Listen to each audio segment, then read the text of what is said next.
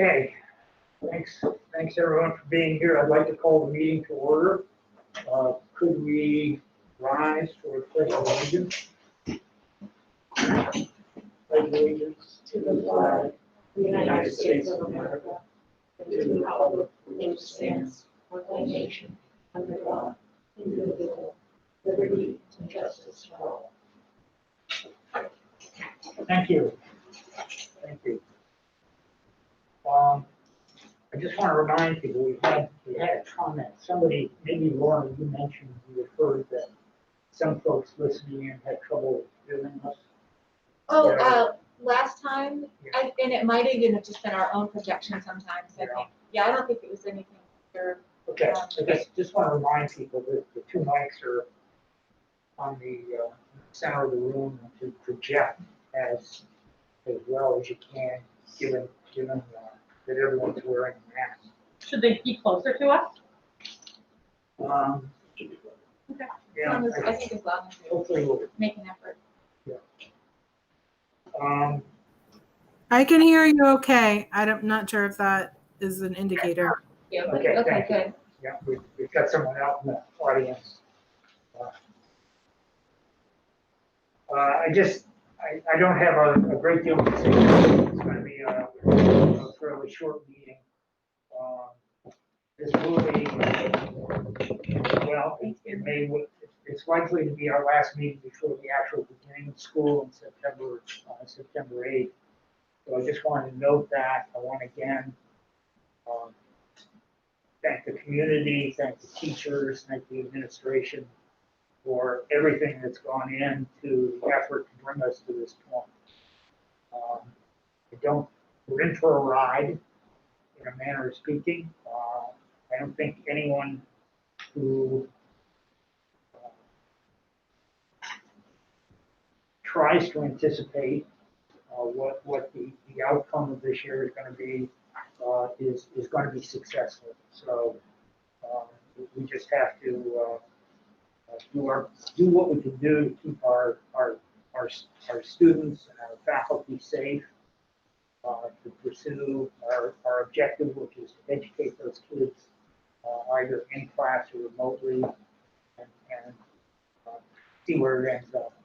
As we said at the last meeting, we will make what necessary adjustments are required as the year progresses. So, okay. Item 4.0 is approval and amendment of, we have three meeting minutes from 3 meetings in the package, and I guess we take them all together. Any amendments to the minutes of June 22nd, August 3rd, or August 8th? I do have one on the meeting of August 18th. The last meeting, it's identified as a meeting held at Bath Middle School, but I think we did that meeting remotely. Yeah. If we could make that change. Any other amendments or changes? If not, make a motion to accept minutes as amended. Move to accept as amended. A motion from Lou, second. Second from Jennifer. If you did it first. Okay, so we have a motion from Lou, second from Jennifer to accept the minutes as amended. All in favor? Any opposed? Two? Steve, can I just say, I really appreciate how well Vita does the minutes. It's a lot of material we covered. There were long meetings, and it's really nice to have it memorialized so I can go back and think about it and read it. And I'd like to compliment her. She's always does a great job helping us with that I process. do. Thank you. Thank you, Vita, if you're out there. I agree with you 100%. I assume Vita's out there somewhere. Maybe. Yeah. The asthma, listening to us as we go on. Good point, Jennifer. Thank you. Item 4.0, adjustments to the agenda. I have none. Item 6.0 is public session. We did not receive any public comment for this meeting. So, We'll move quickly to item 7.0, committee reports. We have the high school building project update. Patrick? Yeah, once again, compliments to Kyler Beagles, our clerk of the works. He puts together, a nice colorful breakdown for you. So I'm just gonna, for the public, just highlight a few things. We're still on schedule. A lot of things I'll just mention quickly is just wall board installation. So a lot of drywall still going up. The metal siding, especially on the side of the gyms, that you can see adding color to the building. We're actually installing flooring. I was up there this last week, and people are putting flooring in, which is exciting. Obviously, painting, the exposed ceilings that we're going to have in the science rooms, as well as other open areas and classroom walls. The tiling in the hallways is being done. Congress Ave, if you go that way frequently, you notice the curb, a little bit of fencing that goes all the way down to McMahon. You see the light posts that will go in, so it's going to be, I don't mean no pun intended, but a nice curb appeal going towards McMahon. I think it's really going to be an improvement for students to walk down there and families. Backup generator, you saw a picture of that for the building. Dave's maintenance garage, I'd like to thank. We had teachers from the vocational center, and the foreman was Wayne Dorr, and they built that maintenance garage back there just to enclose it. And then once students are back, we'll have carpentry students and electricity students, go in there and finish that building up. And then lastly, from an aesthetic standpoint, the biggest difference over the last couple of weeks has been the turf is there. It's not 100% complete right now, but it will be by Labor Day weekend. And so if we do have any type of fall sports, then that is an area that we'll be able to utilize. So I don't know if you have any questions, but I know Lou had mentioned a tour. I know Vita's working on setting up another tour with some donors. So we're trying to kind of pull people together so we have like a group of 10. So if anybody else would like an updated tour, because it does change quite a bit, so just shoot me an email or Vita an email. Patrick, there was once a concern about the stone walls creating an interest in climbing them from people. Is there anything that blocks off people from wanting to try to climb the stone wall behind the AstroTurf area? Is there fencing there or anything? Yeah, there's going to be fencing on the top and the bottom. Yeah, okay. To collect any small rocks that might fall down or whatever. But yeah, there'll be 2 sets of fences. Okay. Yeah. Thank you. Looks great. You mentioned donors in passing quickly. Where is fundraising effort? Are we still actively soliciting people to buy bricks and seats for the theater? Yeah, we had one donation come in from a company just recently, and then we have another one that we're kind of keeping our pulse on. But besides that, we're not going out and asking companies or people specifically for money, because that we've met our goal, and we're closer to 800,000 than 700,000. But the bricks, it was August 15th was the deadline for the bricks, and we got an onslaught of last minute bricks. So I think we may be around 140, 150 bricks that came through, and we've got to figure out now that we have more than we thought, can we fit them all up front, or how are we going to have to do that? Which is a great problem to have, and same with the theater seats. So August 15th was the last time for people to do that. So, okay. Any questions of Patrick on the building? Thanks, Patrick. Item 8.0, superintendent's report. 8.1, fall reopening. Patrick? Yeah, I guess I'll start with just giving you the numbers. So we'll talk students first, then we can kind of mention staff, but the staff is a little fluid right now because we're talking to people this week. And Katie's here to add a little bit more, so, and answer any questions you might have. But we can send these out to you grade by grade if you'd like. I can send them to you tonight. Yeah. But just by building, I thought was probably the best way to do this. So Pittsburgh, we have 105 in person, and we have 16 distance learning. And Then Fisher Mitchell, we have 144 in person and 46 distance learning. Dyke Newell, 164 in person, 49 distance learning. In Woolwich, we have 284 in person and 31 distance learning. And then Bath Middle School, 289 in person, 45 distance learning. And at Morse, we have 565 in person and 51 distance learning. And then just to give you an idea at, the RCTC, just it's a little different because, that program, you really need to be hands-on to be there. There might be a student or two that might inquire about online options, but we ended last year with 195 students, and we, prediction based on signups is like around 230 for this September, again, in the hybrid model.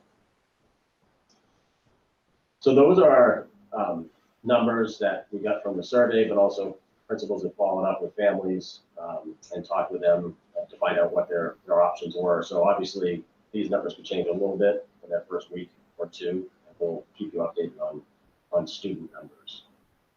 So, Katie, anything you want to add on that part? Yeah, on students or in general on distance learning? Well, I'll mention a few other things and then I'll turn. Yeah, why don't you go and then I'll add at the end. And the board's aware of this, but we did, thanks to Katie and the administrative team, the district handbook that we put out that was all around COVID, the frequently asked questions that we continue to ask. We have a point person in the district that any questions that come in, we're going to her. She's looking through all the questions, which is a lot of them right now, but to see if that's answered, respond to the parent or the community member and say, hey, just visit our FAQ. If it's not, then we sit down with her and we try to answer the question and then post it on there. Today, this afternoon, if not this afternoon, by tomorrow, I believe, Katie, is that busing, knowing which, if you're going to be on an AV day, that should have been communicated to parents or should be class assignments as well. So we've been working hard with that bus to make sure that we get that all taken care of. Ventilation, we have signed a contract with Siemens to come in and do some ventilation work and we will send that information out to the staff to let them, so they know exactly what we're doing, but I'm waiting on a little more information from them. But a lot of it will be that ionization that we talked about that will go into a lot of the ducts as well as, the heating system, and then also changing our filters on a more frequent basis in the district. We do have 6 tents that will be set up by day one for our staff and students to use at each of our buildings.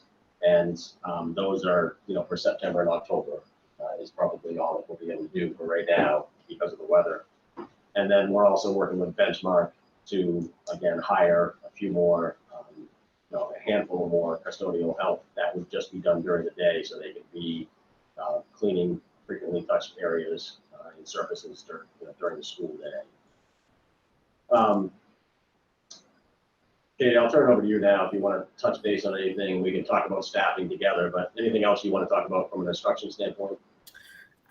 Just that we did decide to move forward with our grade K plan, and families have been, if you weren't aware, have been contacted or are being contacted for their time slots for that first week to meet their teacher and to get assessed. And that all of the digital systems we purchased, Brightspace for our whole learning management system, Lexia, the nurse training, the distance learning technology that people we need to know so we can stream classes for those who are at home. That's all kind of in the works to be planned for those first 4 PD days. So they're going to be chock full with lots for our staff to do. And then finally, instructionally, the next part that we're putting together is a consistent set of distance learning expectations, both for students and for teachers. We have the broad, sort of more generalized plan, but actually getting into the nitty-gritty, creating schedules for at-home students, ensuring teachers know in a week how many times a day, or within a week they're checking in with different students, because we have a few different models going on depending on the grade level of the student. And so that's all being worked on this week as well. From I think those are all the instructional updates. And just from a staffing standpoint, Friday was the deadline for staff to let us know if they felt they needed to or preferred to do remote learning. And so as an ad team, we've been meeting to try to figure that out. But I think, we'll give you a report. But again, today was our first day of having a couple meetings to figure that out. But, I think we're going to need, Katie, correct me if I'm wrong, but 7 to 8, was it total? Yeah, I'm counting right now on my list. 1, 2, 3, 4, 5, 6. 6 total teachers. And we received interest from about that number. We did have to approach a staff person and ask them if they would be willing to do that. So we're finalizing those details now, and then our next step would be looking at our student numbers that are coming back. How many new staff in person then do we need to hire? Because again, if it's a classroom teacher and they're going to go do the remote part, there's going to be a few cases where we need to go hire an in-person teacher. And if you look at certain schools right now, you'll notice that we're not the only ones that are trying to do this. So we're going to end up hiring people. We're going to end up doing posting some this afternoon we did, as well as tomorrow morning for open positions. And I would also add that I just want to thank our principals. Where we could combine classrooms to save money, they were able to do that. So for instance, the number of second graders at Dyke Newell who would be in person was smaller. So Jen was able to do, I believe it's one less class, and have one of those teachers then teach distance and still have the numbers be safe for the people in the building, but also have us not have to replace the person who's now doing distance for for kids at the elementary level. So we were able to do that at the middle school, at Dyke Newell, and a couple other places, which was also a cost saving. So it's not in every place, it's not a 1-for-1. We combined where it was safe to do so.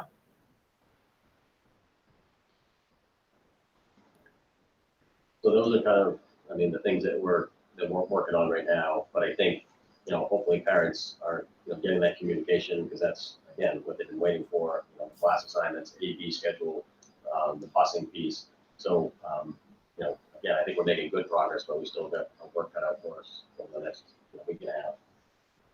So just to be clear, we have a grade level specialty person to address distance learning for most grade levels. We're not trying to use a high school teacher to teach second graders, right? They've got some background, not exactly in the general age area. No, they are, if it's an elementary teacher, they're working with elementary, students. Okay. But it's not, it may not be grade for grade, because it may be like a multi-age, because we have to look at the numbers and see what was doable. So, but no, we actually checked on somebody's certification today to make sure that, K-8 versus 6 and 12, just to make sure that they had that certification. So, okay. Yeah, I would say in general, we really lucked out. The things seem to be able to match up pretty easily. So, and for those distance learning teachers, is there we have specific PD set up for them during those 4 days that will not just be the technology that all the teachers, but some kind of some extra distance learning? And they actually have to do all that same training, because they're going to be using that same technology at their houses, and probably even more so at the elementary level than they would. And then they'll also have time to do planning for their distance learning classes based on the guidelines that I will have to them this week. Okay, thank you. Yeah, but they'll have plenty of time to plan around that. Just back to the numbers for a minute. There was a number of students, last time you reported, a number of families that had not responded to the initial student survey. Have we captured everybody at this point? We've captured nearly everybody, and the few who might be away and haven't gotten back to us, we have assumed they're coming. So if they would like a spot, it's all set. but we also have wiggle room within our distance learning groups should they choose that. So I'm not worried about that at all. And the other number that you had at our last meeting was those families, those students that opted out completely. You know, they were going to homeschool or choose a different educational option for their kids. Do you know what those numbers look like? Do you have? Yeah, I have them here as, I mean, so for example, 3 at Pittsburgh, and again, this could be, I'd have to double check this with Vita, but, whether they've officially kind of gone through the process with the DOE or whether they've just communicated that that's what they plan to do. But we had 3 at Pittsburgh, we had 2 at Fisher Mitchell, 1 at Dyke Newell, I think we had 10 at Woolwich, 6 at BMS, and can't even tell that maybe 6 at, maybe a handful of Morris as well. Yeah. Mm-hmm. They're really a pretty insignificant percentage. Yeah, it's certainly higher than, probably higher than normal. But I'd have to check that.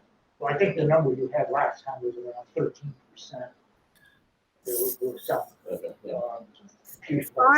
Last time it was 13% who had chosen distance learning. It was 5% who chose an option other than our distance learning or being in school. So the numbers he just said are representative of that 5%, which is probably still the same number roughly based on the numbers you just read of our total. Yeah. If not less. Okay. Any questions for Katie or Luana? Katie, the number at Woolwich, would I assume that that's primarily elementary, or is it a mix? Because that's the higher number, but obviously they have a higher grade range as well. Of the 10 at Woolwich, are they mostly elementary? They are. They're mostly elementary. Yeah, they are. Yeah, and I think I want to say Woolwich, I don't have the numbers that Patrick has in front of me right now, but I think Woolwich had the highest amount of Yes, they did. Yeah. But they also had the highest percentage of students going back in person Right. as Correct. well. Correct. Yep. I don't think there's anything surprising in the way the percentages break. I mean, Right.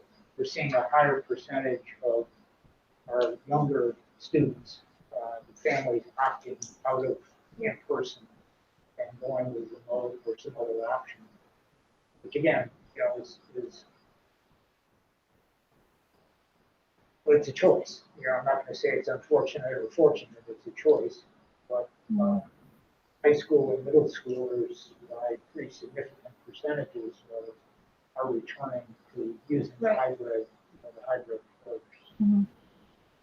And I think it's also important to remember that for some families it is a choice, and for others, if it's a health concern, it might not be a choice, that their child needs to stay home for whatever reason. And so I think it's important to recognize that too.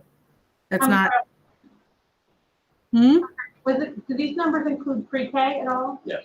Okay. Sorry, excuse me. Yeah. I believe there's only one distance learner for pre-K right now. Okay.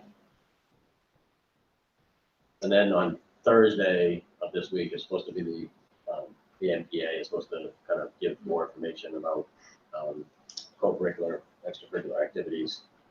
So we'll keep you updated on that, how that impacts us. And, basically middle school to high school. So, I did want to just give you just a little information about what we have open right now for positions. And, I mean, that will grow because of what we just talked about, but currently what we have, and then also we did have a handful of transfers within the district, which, they're already employees of ours, but just so you know, in case you recognize somebody, but we had Colby Gale, who was at Morris as a special ed teacher, is now teaching PE at Bath Middle School, who replaced Barb Mills, who retired. Amy Otis, who was at Dyke Newell Special Ed, is going to Morris High School to replace Colby Gale. And we hired Andrea Ginty for a special ed position, which you guys approved. Lisa Hardman, who has been a library ed tech for us at Dyke Newell, is now our certified librarian at Dayton, which we're very excited about. Oh, that's great. Terry Soul, who's a classroom teacher at Fisher Mitchell, is changing from grade 4 to the literacy and math interventionist at Fisher Mitchell. And then Nicole Levesque, who has been teaching for us for several years at grade 3, is now moving to grade 4 at Fisher Mitchell. And then Catherine Walsh at Fisher Mitchell is changing from special education to grade 3, and we hired Michael Thompson for special education. And then the last one, just as far as transfers go, is Craig Tinker, who's been with us at Morris High School in special education, is now a new English teacher, replacing David Higginson, who retired, and Abigail Baker was hired for high school special education. The open positions we have right now is elementary teacher at Dyke-Newell, the math literacy intervention at Woolwich, life skills at Dyke-Newell, pre-K ed tech at Pittsburgh, 20% social worker at Morse, the district maintenance position, and the district technology position. So those are the ones that are currently, being advertised right now in the district. That list a little bit longer than it is. It is, but it wouldn't be if we put a few of these on hold just to learn a little bit more about our finances and funding. And now that we're more comfortable, so probably 3 or 4 of these would have been hired over the last month or so. Yeah, and then it's going to be once we start tomorrow, we're putting some other open positions out there. It's going to be it's certainly going to be a crunch that we had not felt before. And what about our subs? Do we have a sense of substitutes we have available or? Yeah, ones I that don't know last if you year could speak. come I know back? Anne Marie has reached out to some, and I think the majority of our substitutes are planning to come back. Kate, have you heard otherwise? I have not heard otherwise, but they have all received updated our COVID handbook and updated information on what they need to do, the self-check form. And so right now, I haven't heard that many of them are choosing to not come back, but Anne Marie would know better. I can definitely make sure to have more information for you guys next time on that. I think we'll have a better sense because that information just went home last week. Thank you. Okay. Any other questions or further questions? The only thing I wanted to ask is, knowing that these staff numbers are just so fluid right now, and knowing we don't meet again until after school begins, is there an opportunity just for us to get kind of one last look at how it all fleshed out, or are we going to be waiting until the next meeting? Not to put you on the spot. No, I know that's it's I still mean, really new. No, it's a legitimate question. I think, you guys approve professional positions. So if the board would like to continue to do that, then we would need to call another meeting. If the board would prefer just to the motion you guys make in June to allow me to employ people, if you want to keep that in place, from a efficiency standpoint, that would help us. And I could certainly, give you guys a spreadsheet of the people that are, I can give you who's going to be just doing distance learning, and then I can also, as we fill as we fill those positions, the new ones, give that to you guys, and again, like their background, and also how many people we interviewed, and all of that. So it's really up to you with your comfort level. But we start on September 8th, and we need to find some of these, a few of these classroom teachers prior to September 8th. So time is going to be of the essence. Yeah, I was really more just thinking of just knowing, not having to have an official meeting. No, we can certainly, just knowing as how we flush it film, out. we will certainly send something out to you guys with like that, the process we used and who the successful candidate is. So we certainly can do that. Yeah. Patrick, did you need us to extend? No, I think don't right think now so. I mean, I think it's it would be good for fine. going into the school year. It would be okay. Yep. And then If you need again, anything else for us to do Yeah, at and the after next that- meeting, we can do it at the next Right. meeting. Yeah. But, thank you.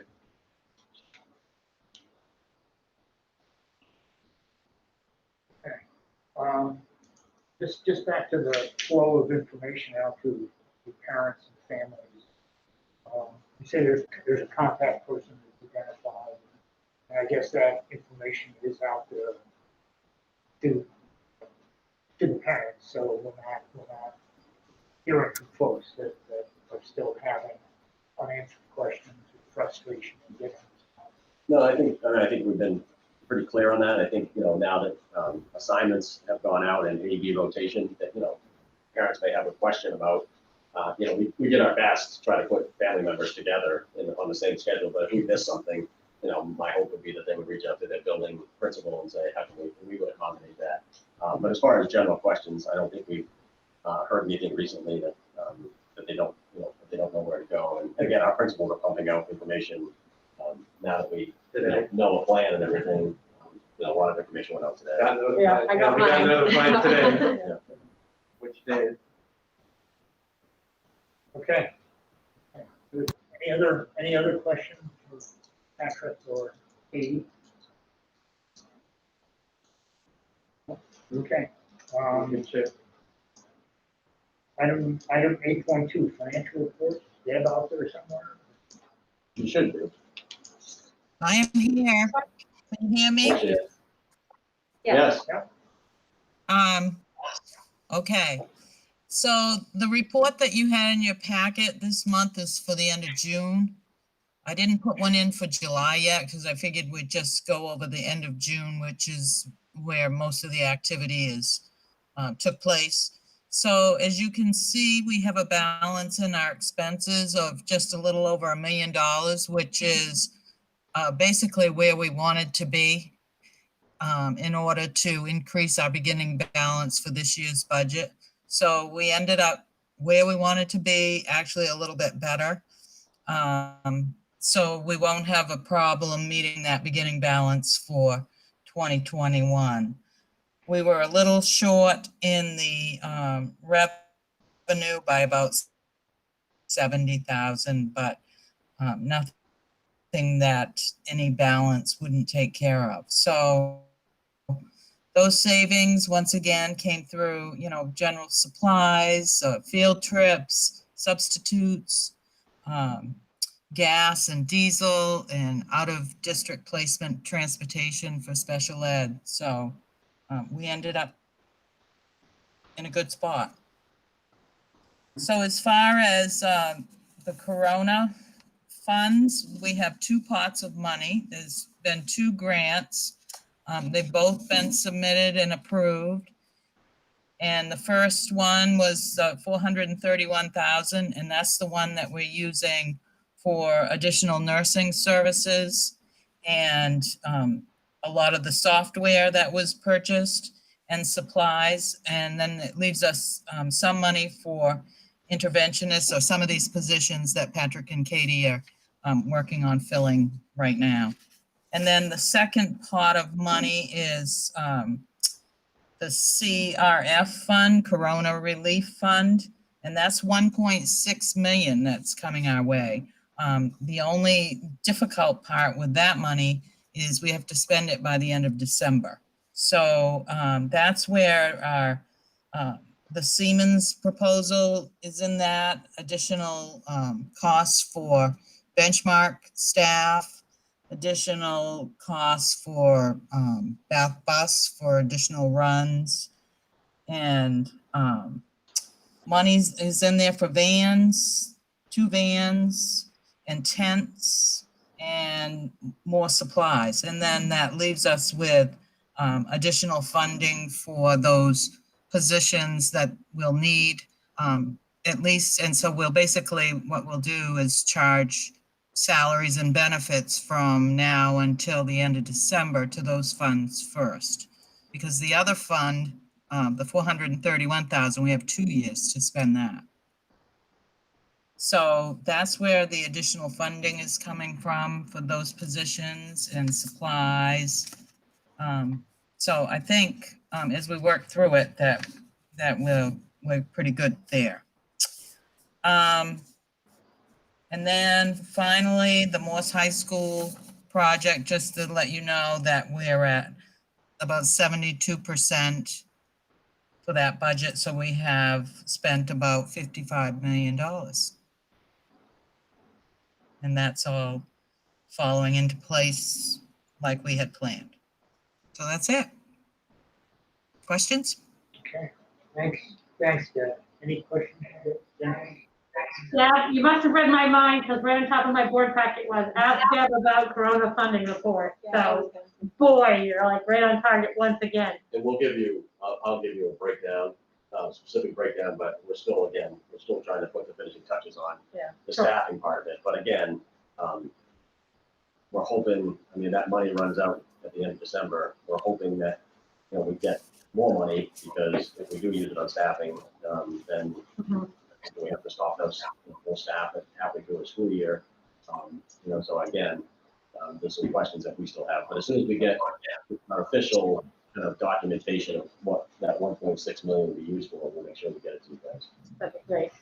The other question is that I suspect in our budget, we have money set aside for sports and for field trips. And so let's say we hear that there won't be sports or there won't be field trips. Can we move that money over to cover some of these additional staffing, the wages and benefits? Is that allowable, or do you have to keep Yeah, it? we certainly could. Up to a certain percentage. We can transfer up to 5% from one cost center to another with board approval. So when we reach that point, then we certainly will come back to you and ask for that approval for those shifts. Yes. Right, thank you. What are the spending restrictions on the 431,000? I mean, you said that the 1.6 needs to be spent by December. 2 years. Does that apply to the 431? 2 years. 2 years. 2 years for the 431. So we're hoping, the 1.6, maybe they'll extend it, but we don't know for sure right now. And Deb, is that 1.6 all reimbursable, so we have to front the money and then get reimbursed for it? Yes, I have to submit invoices with copies of all the invoices that we pay. Is that a Time hard and effort for staff. Is that a hard thing I'm waiting for sorry? that money? Does that get too difficult waiting for that?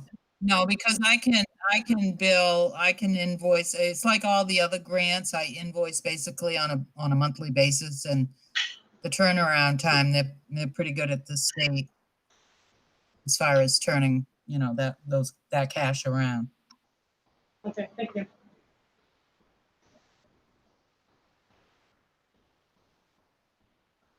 So there's no real advantage to spending anything out of the 431 at this point, right? You identified nursing, software, some supplies. There's not. I mean, there's really not. The only thing that is how the grant was written.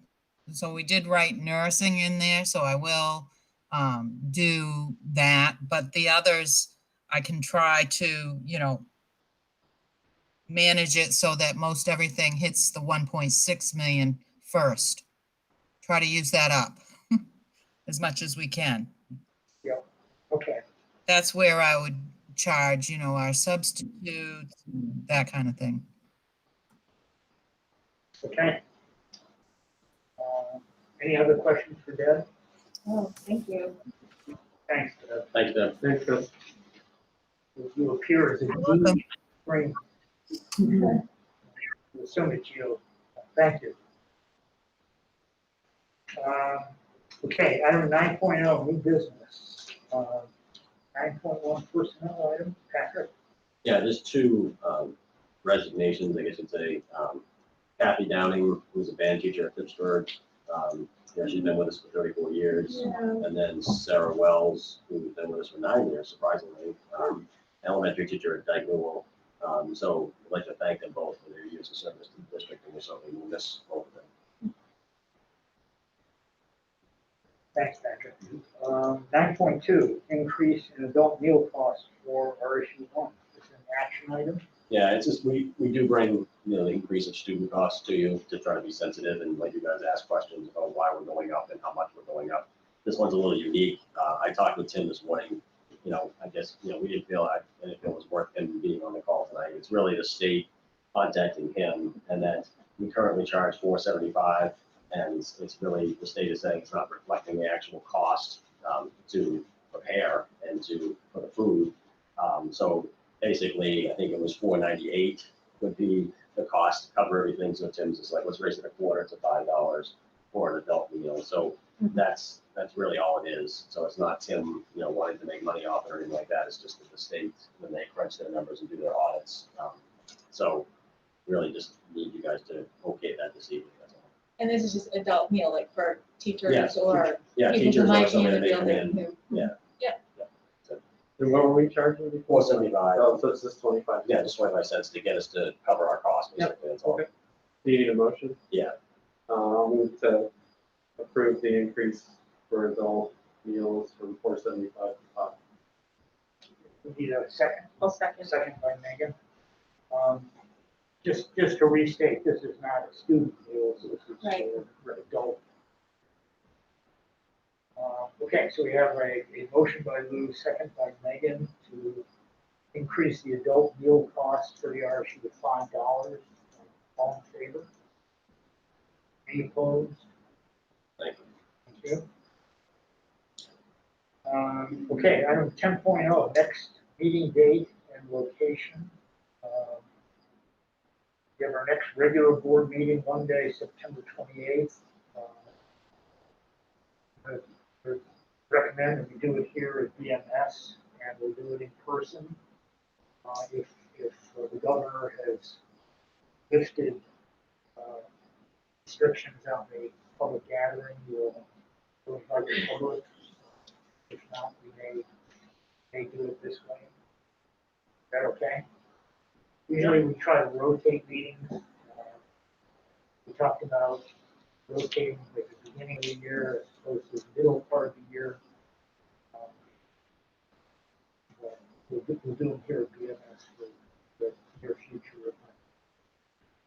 I would also just want to put out there that as we get into the school year, schools open September 8th, if we feel that something that we'd like, I haven't talked to Patrick about this, but it does strike me if we feel that interim report on the opening is a good thing to have, maybe the second or third weekend, which would be before our regular meeting, that I hope, people are available if we call that meeting, just to get a ground level sense of how that school.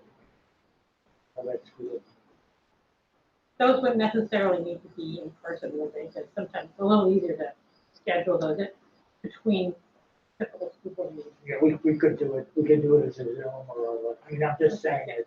Yeah. Just in case we feel that we have some questions or want to report from Patrick on the school opening. We may call that. Other than that, we'll meet again September 28th.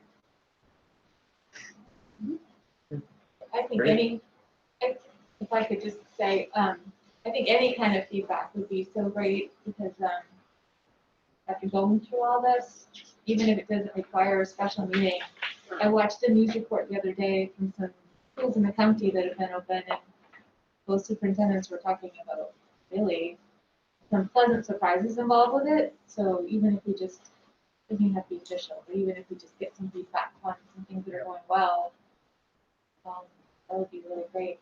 I'm sure we'll get feedback. Yeah. We're always get feedback, that's for sure. But after all this hard work that everyone's done, to hear some positive, be great. Yeah, you maybe, I saw a couple articles on the schools up in the county which have opened early, and the opening, what newspaper reports anyway, seem to have gone fairly well. Yeah. Those are the initial reports. Okay, so that concludes our business. So I have a motion to adjourn. Motion by Lou, second by Lorna. All in favor? Any opposed? Thank you very much. Thank you. Thank you. Thank you. Thank you, Damien. Thank you for the paper.